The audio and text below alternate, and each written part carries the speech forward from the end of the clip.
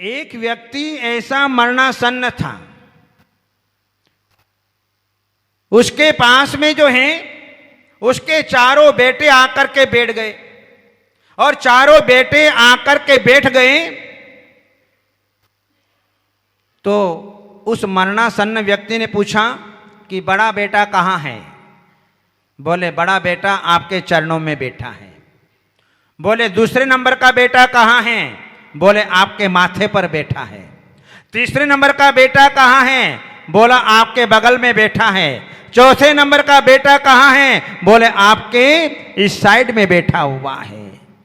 तो उसको गुस्सा आया, उसने कहा कि तुम चारों के चारों यहां पर बैठे हुए हो, क्या दुकान के अंदर चूना लगाओगे क्या? ये दशा संसारी प्राणियों की कि अंतिम समय तक वह तृष्णा को छोड़ नहीं पाता और जो इस परिणाम से मरण करता है वो कहां जाता है?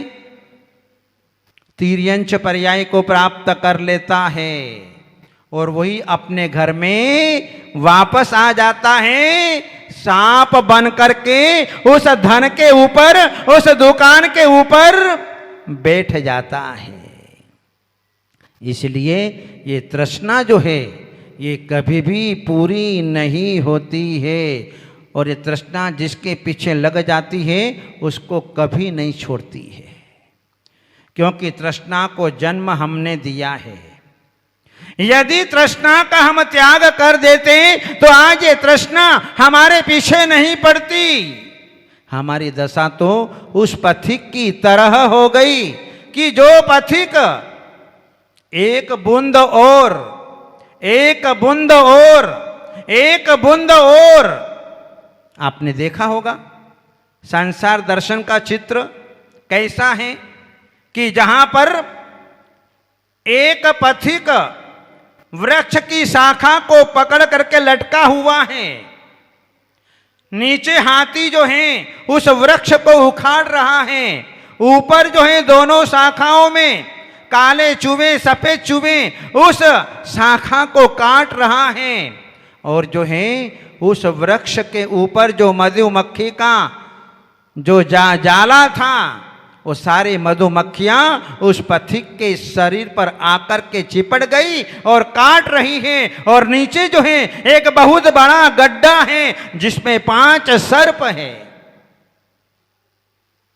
और जो है एक विमान आकाश मार्ग से निकल रहा है और उस पथिक को कहते कि चल मैं तुझे इस कष्ट से निकाल करके मैं तुझे जो है अपने इच्छित स्थान पर पहुंचा देता हूं। वह पथिक यही कहता है, क्योंकि ऊपर से मधु की बूंद गिर रही थी, एक बूंद उसके मुंह में चली गई, उसको मीठा मीठा लगा।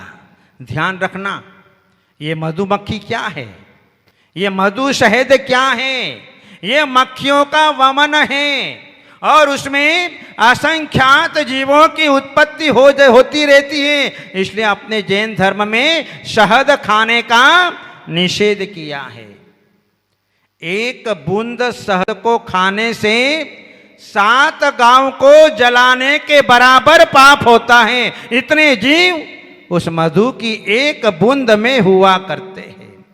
इसलिए अपने यहाँ पर जन्म लेते ही 45वें दिन मद्य मांस और मधु इन तीनों का पहले त्याग कराया जाता है। अब आप ध्यान रखना, संयुक्त होटलों में जाते हो खाने के लिए, आपको पता नहीं चलता कि आपको क्या परोसा जा रहा है, क्या दिया जा रहा है, कोई पता नहीं है। इसलिए जीवन में कभी संयुक्त होटल में मत जाना। और वह पथिक एक एक बूंद शहद की ऊपर से गिर रही है, उस स्वाद में, उस तृष्णा में वह उलझ गया। उसके जीवन में जितना कष्ट आया था उन कष्टों को भूल गया। एक बूंद के पीछे पथिक कह रहा है, विद्याधर कह रहा है, गुरु कह रहे हैं कि चल भैया मैं तुझे जो है इस कष्ट के मार्ग से छुड़ा करके तुझे इच्छित स्थान पर पहुंचा देता हूं। लेकिन वो यही कहता रहा कि मैं जो है एक बूंद और, ऐसा करते करते क्या हुआ, काल रूपी हाथी की आयु समाप्त हो गई। ध्यान रखना, ये जो दो चूहे, सफेद और काला चूहा, ये कृष्ण पक्ष और शुक्ल पक्ष का प्रतीक है। दिन रात हमारी आयु बीतती चली जा रही है, हमें पता नहीं चल रहा है। नीचे जो है एक गड्ढे में 5 सर्प हैं, जो 4 गति का प्रतीक और एक निगोद का प्रतीक। ये 5 सर्प अपने मुंह को फाड़े हुए हैं। ये पथिक कब गिरे और कब हम जो है अपना भोजन बनाएं। और ये मधुमक्खियां, ये हमारे पंचेंद्रियों के विषय जो हमसे लिपटे हुए हैं, जिनका रात दिन हम जो है सेवन करते हुए दिखाई देते हैं, लेकिन उन विषय भोगों से जो है हमारी तृष्णा कभी शांत नहीं हो पाती है। जैसे जैसे भोगते चले जाते हैं वैसे वैसे निरंतर बढ़ती चली जाती है। जैसे खारा पानी पीने से हमारी प्यास कभी बुझती नहीं है, वैसे वैसे जो है हमारी तृष्णा निरंतर बढ़ती चली जाती है। और जो है तृष्णा के वशीभूत होकर के संसारी प्राणी अपने जीवन में जो है वह नाना प्रकार के दुखों को प्राप्त करता है। इसलिए तृष्णा में कभी सुख नहीं मिला। जहां बड़े बड़े महापुरुष भी अपने जीवन में इस तृष्णा को शांत किया, तृष्णा को छोड़ करके चल दिए और जीवन में संतोष वृत्ति को धारण कर लिया, तब जाकर के उनकी तृष्णा अपने जीवन में नष्ट हो गई। हम तो अनादि काल से इस तृष्णा के वशीभूत है। आज तक हमारी तृष्णा तृप्ति का अनुभव नहीं कर रही है, वह तो मांगती चली जा रही है, हम देते चले जा रहे हैं। जैसा मांगा वैसा दे दिया, न दिन देखा न रात देखा, हम निरंतर देते ही चले जा रहे हैं, जिसके कारण हमारी तृष्णा कभी शांत नहीं हुई है। और आगे क्या पता कि होगी कि नहीं होगी। हाँ, यदि व्यक्ति अपने जीवन में यदि त्याग वृत्ति को अपना ले तो एक दिन उसकी तृष्णा जो है अपने जीवन के अंदर नष्ट हो जाती है। आज जो है हम अपने जीवन में त्यागी वृत्तियों को देखते हैं, हम दिगंबर साधु संतों को देखते हैं, उन्होंने अपने जीवन में तृष्णा का त्याग किया, जिसके कारण जो है आज आपके सामने दिगंबर अवस्था को प्राप्त करके यहां पर बैठे हुए हैं और आपको जो है कल्याण का मार्ग दे रहे हैं। इसलिए तृष्णा के पीछे मत भागना, क्योंकि तृष्णा की पूर्णता कभी नहीं होने वाली है, वह तो अतृप्त ही रहेगी। यदि इंसान को अपने जीवन में चक्रवर्ती का वैभव मिल जाए तब भी तृष्णा शांत नहीं होगी। यदि उसे 100 धर्म इंद्र का साम्राज्य भी दे दें तब भी तृष्णा शांत नहीं होगी। यदि उसे तीर्थंकर भगवान की भोग सामग्री भोग संपदा भी दे दें तब भी जो है शांत नहीं होगी। और तो और यदि 3 लोक की संपदा 3 लोक की सामग्री भी यदि इंसान को मिल जाए तो तृप्ति का अनुभव नहीं कर सकता, तृष्णा का अंत उसके जीवन में नहीं हो सकता है। इसलिए तृष्णा का कोई अंत नहीं है। इसलिए जो है संतोष वृत्ति धारण करने का उपदेश हमें अपने जीवन के अंदर दिया है। ये तृष्णा हमेशा जवान रहती है, भले आदमी बूढ़ा हो जाए, लेकिन तृष्णा हमेशा जवान रहती है। चाहे बाल्य अवस्था हो, चाहे युवा अवस्था हो, चाहे प्रौढ़ अवस्था हो, चाहे वृद्धावस्था हो, इन चारों अवस्था में और मरण अवस्था हो, उस समय में जो है व्यक्ति के भीतर ये तृष्णा जवान बन कर के बनी रहती है। ये कभी जो है पिंड नहीं छोड़ती है, हमेशा उसके साथ में बनी रहती है।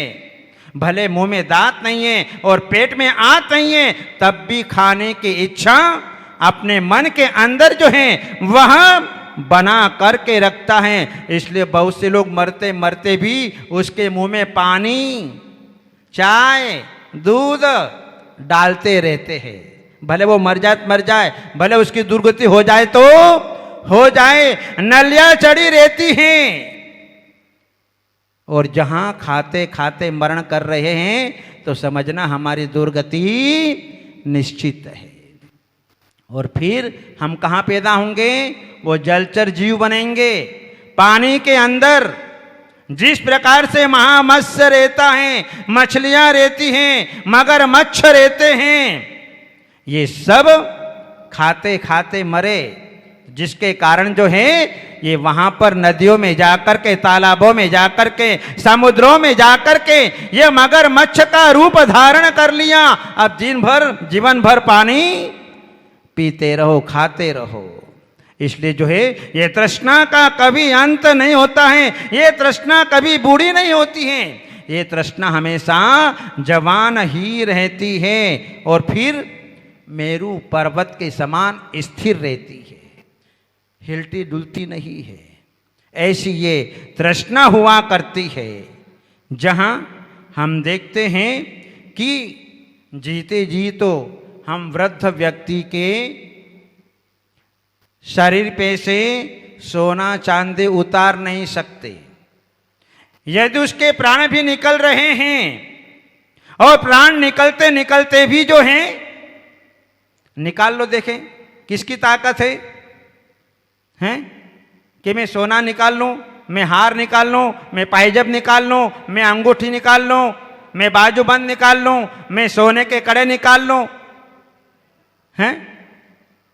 नहीं निकाल सकता, क्योंकि व्यक्ति के भीतर जो है ऐसी तृष्णा भरी हुई है। उस तृष्णा का अंत करना कोई सामान्य बात नहीं है। ये तो कोई विरले पुरुष, कोई महापुरुष अपने जीवन के अंदर अपनी तृष्णा का त्याग कर पाते हैं। जहां हमारे आचार्य भगवंतों ने कहा कि छोटी उम्र में तृष्णा का त्याग, जहाँ छोटी उम्र में तपस्या करना, छोटी उम्र में शास्त्रों का स्वाध्याय करना, छोटी उम्र में दीक्षा को धारण कर लेना, ये विरले जीवों को प्राप्त हो पाता है। जिनका संसार निकट आया है, जो 2-3 भाव में मोक्ष जाने वाले हैं, उन्हीं भव्य जीवों के अपने जीवन में ऐसी भावना बनती है। जिनको 7-8 भाव में मोक्ष जाना है, उन्हीं भव्य जीवों को अपने जीवन में इन तृष्णा का त्याग करने का भाव आता है। पंचे इंद्रियों के विषयों के भोग त्याग करने के भाव आते हैं। अन्यथा जिनका संसार अभी दूर है, उनके त्याग की भावना ही नहीं आती है। इसीलिए वे अपने जीवन में वे तृष्णा का त्याग नहीं कर पाते। आज हमारे पास में तृष्णा को बढ़ाने वाले अनेक साधन हो गए। सबसे पहला साधन अपना मोबाइल हो गया। व्यक्ति एक बार मोबाइल खोल करके बैठ जाता है, छोड़ने की इच्छा नहीं करता है। करता है कभी मन? हैं? जिसके हाथ में आया उसके हाथ में, चाहे बच्चा हो, चाहे जवान हो, चाहे बूढ़ा हो, चाहे महिला हो, चाहे पुरुष हो, जिसके हाथ में आया वो मोबाइल को छोड़ता नहीं है। ये तृष्णा के बढ़ाने वाले साधन, ये आपका टीवी, आपका कंप्यूटर, ये सारे साधन जितने आए, और ये आपके समाचार पत्र क्या है, ये सब तृष्णा को बढ़ाने वाले हैं। क्योंकि रात दिन तृष्णा के ही दृश्य देखने में आते हैं, पंचेंद्रियों के विषयों के भोग ही हमको देखने में आते हैं। इसलिए व्यक्ति अपने जीवन में इन्हीं को ग्रहण करना चाहता है, क्योंकि अनादिकाल के संस्कार लगे हुए हैं। ये मन है, ये इंद्रियां हैं, ये कभी नहीं चाहती कि मुझे नहीं मिले, इनकी तो मांग हमेशा बनी रहती है। और जहां मांग बनी रहती है तो ये आत्मा उसकी पूर्ति करती रहती है, जिसके कारण जो है ये वापस नए नए कर्म का बंध करती चली जाती है और संसार में नाना प्रकार के दुखों को प्राप्त करती रहती है। इसलिए जो है तृष्णा से कभी हमारी शांति नहीं होने वाली है, तृष्णा हमारी कभी समाप्त नहीं हो सकती है। हाँ, यदि हम पुरुषार्थ करें तो हम अपने जीवन में जो है इस तृष्णा का भी अंत कर सकते हैं। आज तक जितने भी सिद्ध आत्माएं हुई हैं उन्होंने अपने तृष्णा का अंत किया, पंचेंद्रियों के विषयों का त्याग किया, अपने मन को अपने अधीन रखा, जिसके कारण वे आज मोक्ष को प्राप्त हो गए। और हमने इनका त्याग नहीं किया तो आज संसार के अंदर हम भटक रहे हैं और नाना प्रकार के दुख हम अपने जीवन में प्राप्त कर रहे हैं। इसलिए कहा कि जो है घड़ा, ये तृष्णा का घड़ा है। जिस घड़े के नीचे, जिस पात्र के नीचे छेद होता है वह घड़ा कभी नहीं भरता है। चाहे कितना जल भर दो, चाहे कितनी नदियां भर दो, चाहे कितने समुद्र डाल दो, लेकिन वह घड़ा कभी नहीं भरता है। इसी प्रकार से जो है ये तृष्णा का घड़ा हमारे जीवन में कभी भी नहीं भरने वाला है, वह तो अतृप्त ही रहेगा। इसलिए तृष्णा का अंत करो। हमने अपने जीवन में साधु संतों का समागम प्राप्त किया तो साधु संतों से हम अपने जीवन में कुछ सीखने का पुरुषार्थ करें। ये चातुर्मास ऐसे ही नहीं निकल जाए। देखो, इन साधु संतों ने तृष्णा का त्याग किया। उदित सागर जी महाराज ने और महोत्सव सागर जी महाराज ने अपनी तृष्णा का त्याग किया तो आज इतने बड़े बड़े व्रत की साधना अपने जीवन में यहां पर कर रहे हैं। यदि आज ये तृष्णा का त्याग नहीं करते तो आज इतनी बड़ी साधना, 100 दिन की साधना, 75 उपवास और 25 पारणा, आप ताजुब करेंगे। जहां ऐसी बड़ी साधना ये दिगंबर संत इस वृद्धावस्था में, आज अपने से वृद्धावस्था में थोड़ा भी त्याग नहीं कर पाते, लेकिन इनको धन्य है, ये महापुरुष की श्रेणी में आने वाले आज नहीं तो कल, और जो है अपने जीवन में एक दिन ये जो है निश्चित ही ये सिद्ध पद को प्राप्त करेंगे। इसीलिए इन साधु संतों के माध्यम से अपने जीवन में कुछ सीख लेना। ये चातुर्मास कोरा का कोरा नहीं रह जाए। इस चातुर्मास में कुछ करना, अपने जीवन को आगे बढ़ाना और अपने जीवन में जो है कुछ कल्याण का मार्ग प्राप्त करना। इसलिए जीवन में तृष्णा के वशीभूत मत होना, अपने जीवन में संतोष को धारण करना और जो है संतोष के द्वारा अपने जीवन को यापन करते हुए मोक्ष मार्ग की ओर आगे बढ़ना। इस प्रकार से जो है हम अपने जीवन में साधु संतों के माध्यम से हम अपने जीवन को आगे बढ़ाएं और अपने जीवन में कल्याण करें। इन्हीं मंगलमय भावनाओं के साथ आप सबके लिए मंगलमय आशीर्वाद। बोले आदिनाथ भगवान की